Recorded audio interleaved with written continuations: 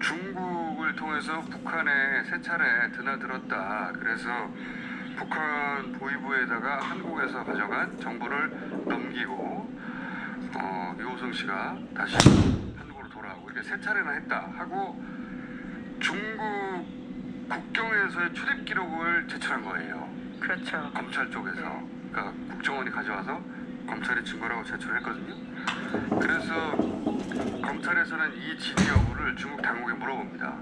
그때 왜냐하면 변호인들이 이게 가짜라고 주장을 했거든요. 그렇죠. 그리고 실제적으로 우리가 확인해 본 건 이게 다르다라고 이야기를 하니까 그 논쟁이 있어서 예. 법원에서 사실조회 신청을 중국 대사관에다가 한 건데요.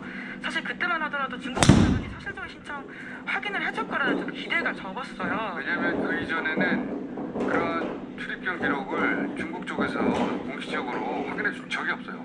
네, 그래서 이번에도 예. 확인 받지 못할 거라고 생각했었는데 그러다 보니까 이제 검찰이 일정 부분 이제 재판에서 자기네들한테 유리한 상황이다 이렇게 판단했던 것이 있었던 것 같은데 중국에서 그 문서가 조작됐다라는 걸 공식적으로 확인해줬습니다. 처음 있는 얘기인데 네. 그게 이제 그래서 그 이후에 나온 얘기로는 이걸 어떻게 출입국 기록을 조작을 했지? 라고 사람들이 굉장히 의아해했는데 왜냐면 다른 나라에서 확인해 줘버리면 금방 끝나니까. 근데 그 이전에는 중국 당국이 그런 출입경 기록을 확인해 준 적이 없어요.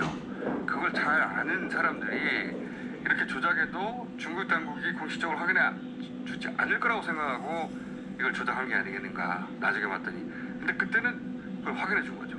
그렇죠. 이제 그러다 보니까 이게 큰일이어가지고는 이 사건을 실무를 했던 국정원 요원들과 그리고 민간인 협조자들이 다 처벌을 받았고요. 그때 이제 자살 시도라는 사건까지도 있었습니다. 네. 그 자살 시도 굉장히 코믹했는데 거기까지 가지 말고요. 오늘 다룰 이야기가 많으니까. 요지는 첫 번째 증거도 거짓이었고 1심에서도 깨졌고요. 예. 두 번째 기록 이게 이제 결정적인 증거라고 하고 꺼내든 것인데 중국을 통해서 북한을 세 차례 드나들었다고 하는 출입국 기록 그 출입국 기록이 알고 봤더니 위조, 날조된 것을 그거를 국정원을 통해서 검찰에 넘어가고 검찰이 그걸 냈다. 근데 이제 1심, 2심 모두 그러면 검찰은 바보같이 국정원이 하란 대로 했을 뿐인 그런 바보 같은 보조 역할이었냐? 허수아비였냐? 뭐 이런 네. 이야기 나올 수밖에 없는 건데요. 그러니까 이게 국정원 요원들이 그래서 이 사건으로 처벌을 받았잖아요. 그래서 그 요원들이 자기네 재판을 받았습니다. 형사처벌 재판에서. 그때 어떤 이야기를 변호인들이 했냐면 국정원 요원 변호인들이 그때 이시영 검사한테도 보여줬다. 그러니까 알고 있었다라는 취지의 주장을 한 바가 있고요. 뭘 보여줬다고 했습니까? 그러니까 그 출입경 기록 관련해서 그럼에도 불구하고 이제 이 사건을 검찰로까지는 형사처벌로 가지 않아서 그때도 비판이 굉장히 검찰 많았습니다. 형사처벌을 할 수가 있는 검찰을 기소하는데 자기들이 자기를 기소 안 하고 끝나는 거죠. 네, 그때 이제 무혐의 처분을 받았는데 말씀처럼 속았다. 그러니까 국정원 요원들한테 검사들은 당했다. 뭐 이런 취지의 결정을 내린 거죠. 이게 이제 검찰과 국정원의 콜라보 작품이었어요. 근데 국정원이 구해온 것을 검찰은 그대로 믿고 기소했다라고 검찰은 빠져나갔고 근데 국정원은 그게 아니라 자기들이 예를 들어 사진, 중국에 찍힌 사진 같은 거 보여줬다. 그리고 통화 기록도 분석을 했는데 북한에 갔다고 하는 그 기간에 중국에서 통화 기록이 있었어요. 근데 검찰에서 그런 이런 증거들을 다 빼버리죠. 네, 확인했는데 빼버렸다. 이렇게 국정원 쪽 사람들 주장을 하고 있고요. 검사들은 여전히 국정원 사람들한테 당했다. 이런 식의 주장을 하고 있는데 통상 그렇게 서로 말이 엇갈리면 대지신문을 하거나 더 촘촘하게 수사를 해야 되잖아요. 근데 그 당시에 이제 검사들은 이제 검찰 혐의에 대해서는 더 촘촘하게 수사하지 않고 검사 쪽 이야기를 믿고 무혐의 처분해준 거죠. 했죠. 예. 대신에 이제 징계만 받게 됐고요. 근데 북한에 갔다고 하는 시점 통화 기록 이거 그 물리적인 기록이잖아요. 통화 기록이 중국에서 있는데 그러면 출입국 기록을 의심해야죠. 가짜고 나라고 당연히. 그리고 북한에서 찍었다고 하는데 위치 확인해 보니까 그 중국이에요. 그러면 통화 기록으로도 사진으로도 중국에 있었다는 거잖아요. 뭐 거짓말이잖아요. 애초에 위조 날조라고 생각해야 되는 거 아닙니까? 검찰이 이걸 스스로 파악해내지 못했다는 건 말이 안 된다고 보는데 넘어갔어요. 그렇게. 그렇죠. 같이 손발 역할을 했다라고 하는 날조 혐의의 동반자다 이런 것들을 인정할 수가 없으니까 그냥 무능한 코드로 선택을 한 거죠. 나는 그냥 무능했다. 불법보다 문제가 나왔던 예, 거죠. 그때 그렇게 빠져나갔다 이렇게 비판들이 많았는데요. 요 요성 씨가 전화 연결이 되어 있습니다. 원래 나오시기로 했던 사정상 오늘 전화 연결만 하겠고 다시 한번 보시겠습니다. 안녕하세요. 예, 안녕하세요. 오랜만입니다. 예, 오랜만입니다. 다시 이렇게 이 사건에 대해서 요성 씨하고 얘기하게 될 줄 몰랐는데. 예, 그러게 말입니다. 이제 거의 뭐 9년이 됐는데는 말입니다. 완전히 일단락된 줄 알았더니 다시 등장했어요. 사건이. 예. 이시연 전 검사가 동생 유 씨를 신문하는 과정에 예. 이제 유가려 씨가 사실대로 얘기하니까 이시연 검사가 그러면 도와줄 수 없다. 예. 거짓말을 하라고 적용했다는 거 아닙니까, 그죠? 예. 그때는 어떻게 보게 되면 이시원 검사는 수사 단계부터 기소 단계까지 초기 압수수색부터 시작해가지고 모든 전 과정을 지휘했던 담당 검사였습니다. 공안 일부의 검사였습니다. 예. 그때 여동생은 이제 국정원에서 6개월 가깝게 구금되면서 아무리 뭐라고 진실을 얘기해도 국정원 수사관들을 받아 안 주니까 나중에 이제 검찰은 넘어가서 제일 처음으로 만난 게 이시원 검사였거든요. 수사를 하면서 가려 씨는 이제 검찰은 좀 믿어도 되지 않겠나. 그랬을 때 수사 과정에서 이제 이시원 검사랑 수사관이랑 같이 동석해서 유가려 씨가 이시원 검사에게 얘기를 했다고 합니다. 이 사실 이 모든 게 다 거짓말이고 오빠는 간첩이고 그 집안은 그런 집안이 아니다. 그렇게 얘기하는 순간 이시원 검사는 얼굴이 착 바뀌어지면서 수사관 보고 일단 나가 있어봐라 하고 유가려 씨를 둘이 만나서 이런 식으로 얘기하면 너희 가족을 다 도와줄 수 없다고 또다시 해용하는 취지로 동생 보고 그 기존에 있던 진술을 유지하라는 식으로 얘기를 했대요. 국정원에서 이렇게 이제 강압위에서 얻어받으면서 진술했다는 내용을 국정원을 나와서 여기서는 민간이니까 유가려 씨가 검찰은 자신의 말을 믿어줄까 싶어서 사실대로 얘기했더니 그거는 안 된다. 다른 사람 나가라고 한 상황에서 다시 이제 국정원에서 얻어가져서 진술했던 그 내용대로 다시 몰아간 거잖아요. 그때 담당자가 그렇죠. 이시원 검사라는 거 아닙니까? 예, 그때 담당자가 이시원 검사였죠. 그러니까요. 2심에서도 계속 항소심에 나가서는 이제 1심의 증거된 아까 말씀하셨던 전화 통화 기록이라든가 또는 가족 사진이나 북한에 들어가 있던 시기에 사실 중국에서 가족 사진이나 찍었던 시기인데 그 사진이나 저희 이론 증거들을 검찰에서 누락시키고 제출 안 해도 저희들은 가지고 있으니까 그걸 제출 다 하면서 1심에서부터 조작된 부분을 밝혀지고 1심에서 무죄를 받았는데 항소심에 나가서 검사들이 그때 검사가 이시원 이문성 검사였는데 국정원에 어떤 수단과 방법을 가리지 않더라도 출입경을 만들어라. 그래가지고 결국에는 국정원에서 출입경 기록을 만들어서 검찰에게 갖다 준 겁니다. 근데 그때 시기가 중요한 게 국정원에서 출입경 기록을 한 개만 갖다 준 게 아니라 테이블에다가 출입경 기록을 서너 개를 이렇게 갖다 주고 도장도 틀리고 양식도 틀린 거 여러 개 중에서 제일 마음에 드는 걸 하나를 선택을 해서 재판부에 제출을 했고 재판부에라는 그 의견서로 마치 이거 대한민국의 정상적인 절차를 밟아서 출입경 기록을 받은 것처럼 제출을 한 겁니다. 그러니까 지금 말씀은 가짜 여러 개 가져온 것 중에 하나를 골랐기 때문에 가짜인 줄 검찰이 모를 수가 없었다는 취지 말씀. 저는 그렇게 생각합니다. 개인적인 생각으로는 그렇습니다. 왜냐하게 되면 만약에 정상적인 절차를 받고 들어왔으면 이게 나라에서 구한 공문서가 그렇게 양식과 도장이 틀린 게 3개 갖다 주고 내내 마음에 드는 걸 하나 써라고 할 수는 없지 않습니까?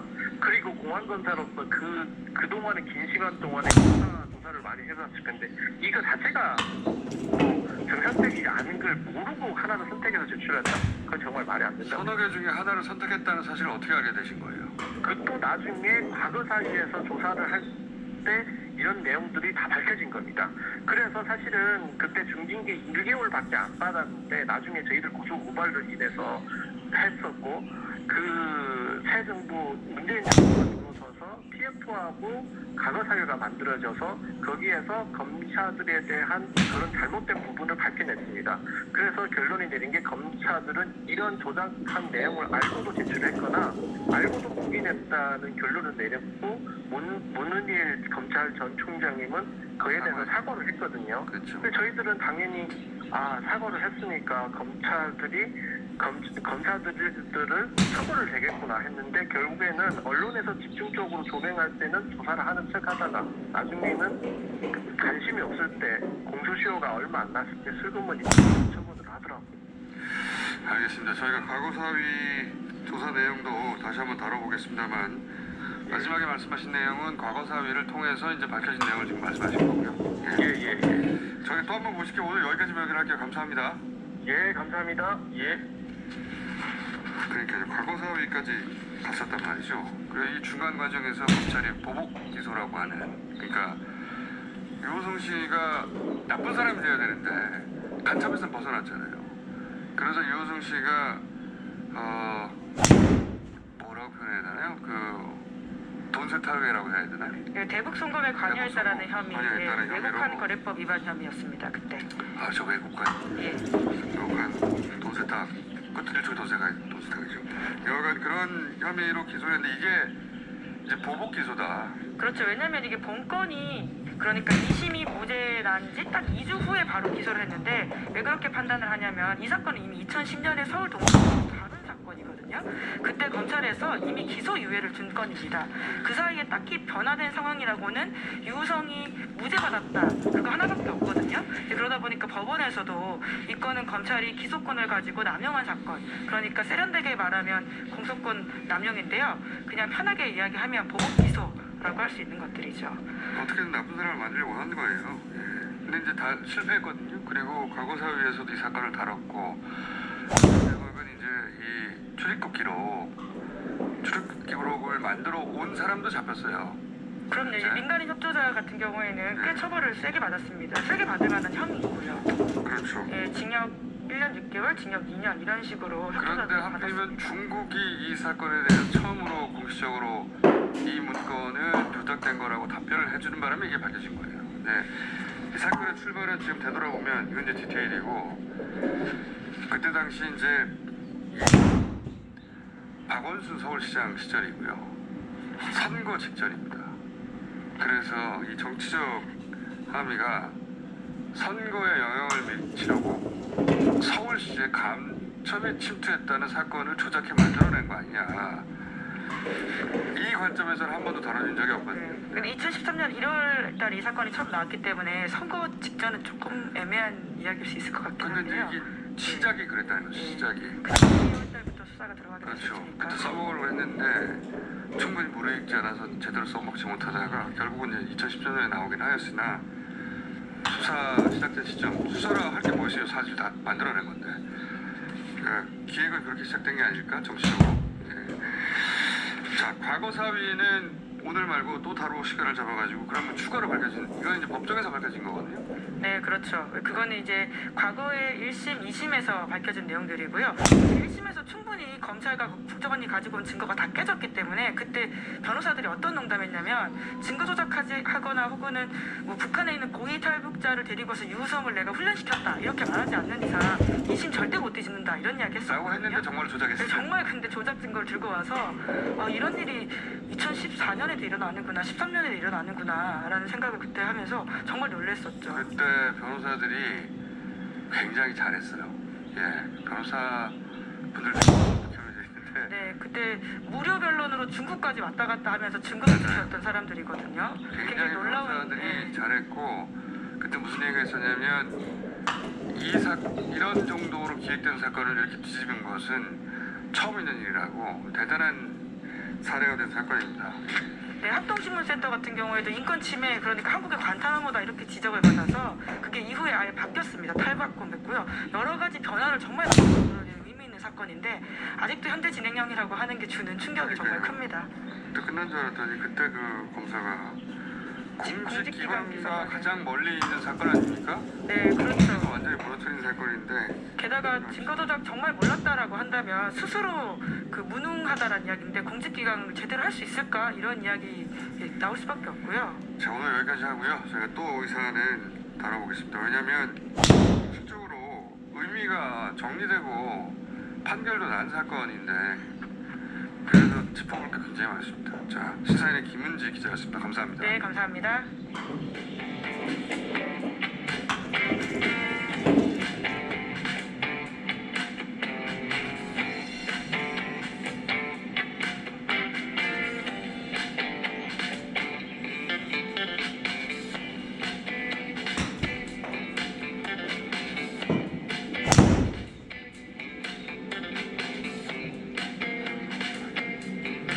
자, 초대내각 검증 시리즈 오늘도 양지열 변호사 오셨습니다. 안녕하십니까? 네, 안녕하세요. 자, 신장식 변호사는 개인적인 사정으로 전화 연결입니다. 안녕하십니까? 네, 안녕하세요. 신장식입니다. 네. 전화 연결일 때는 이제 따로 시간을 드립니다. 잘 들으세요, 그냥. 오늘은 뛰어들지 말라 이 얘기죠? 바뀌어들지 마시고요. 예, 큐를 준비해 네. 주십시오. 네. 주말 사이에 이제 오늘 한동훈 후보의 인사청문회가 있다 보니까 네. 주말 사이에 보도가 굉장히 많았습니다.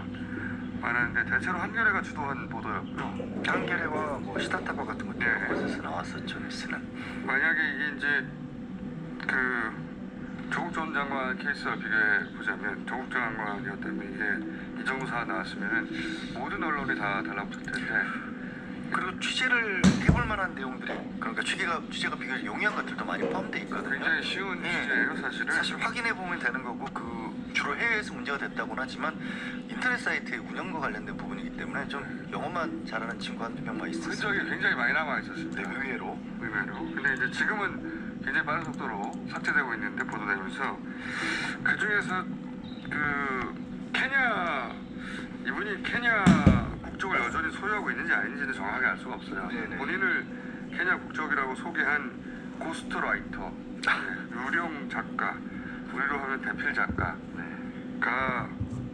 한 후보자의 딸 논문을 본인이 작성했다라고 하는 진술 관련 정황이 나와버린 거죠. 한겨레 측에서 어떻게 찾아냈냐면, 그러니까 논문들이 많이 올라오는 게 있잖아요, 딸 이름으로. 근데 그 논문에 그 문서다 보니까 문서 요약 정보를 보면 작성자가 누군지 나와 있잖아요. 문서 작성할 때 그게 남는 경우가 있습니다. 문서 정보를 보니까